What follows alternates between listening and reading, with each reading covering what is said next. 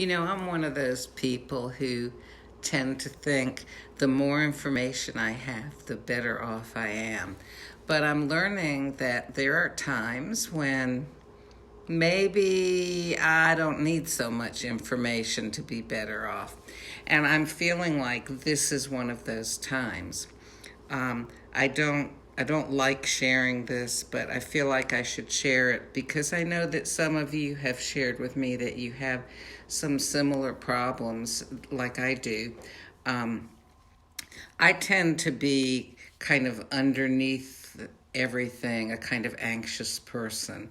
And I've done a lot over the years, as many of you have heard me share, about getting a handle on the anxiety that I can. And I've just made so many strides. And a lot of that kind of anxiety is stuff that I sort of end up generating myself. And I've learned how, if I feel a certain way, I've learned how to awaken the prefrontal cortex by changing what I'm doing or stopping and taking some deep breaths. You might have heard me talk about stop, challenge, choose, and the 5-second rule and things like that. So, it can break the cycle of what's going on in the back part of my brain and go like, wait a minute, and give me an ability to change and go in a different direction. But sometimes the anxiety that I experience, actually kind of rarely, but it still does happen, and it happened to me yesterday.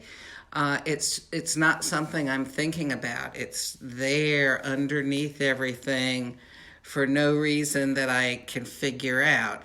And with all the coronavirus, bad news and runs on toilet paper. Oh, that's a terrible pun, isn't it? Runs, a run, like when you have a run on the bank, that means everybody runs to take their money out.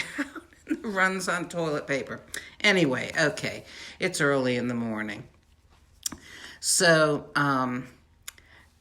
everything that you see on the news is like, oh no, woe is me. Well, here's the thing, I like to get information, but what was happening is I was getting, sort of without even consciously realizing it, more and more concerned.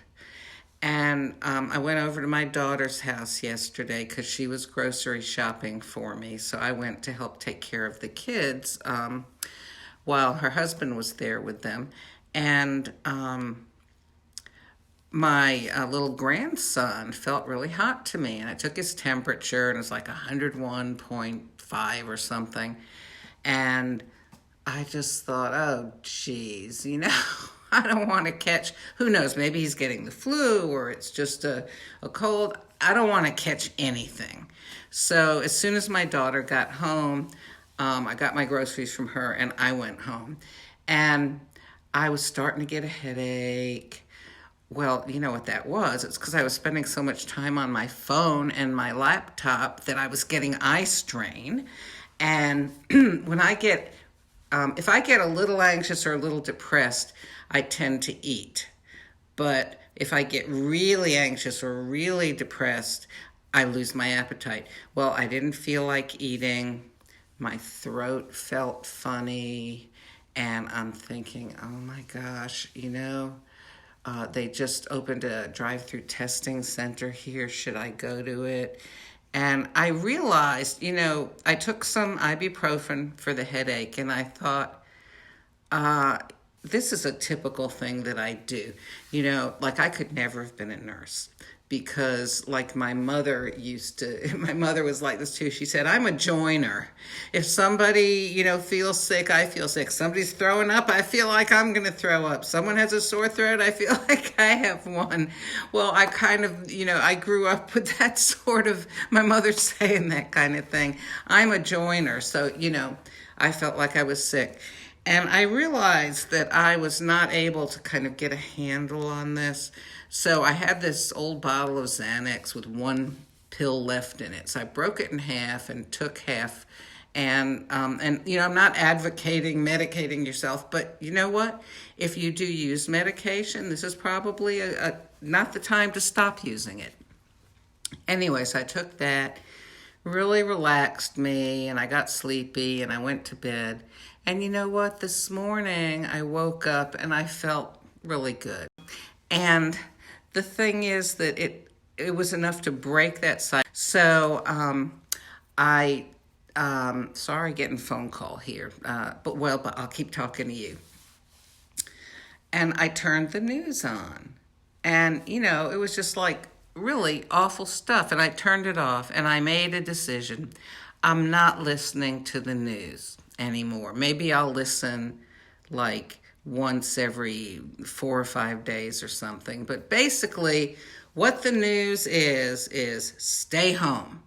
If you possibly can, stay home, social distancing, washing the hands, disinfecting surfaces, but mainly stay home.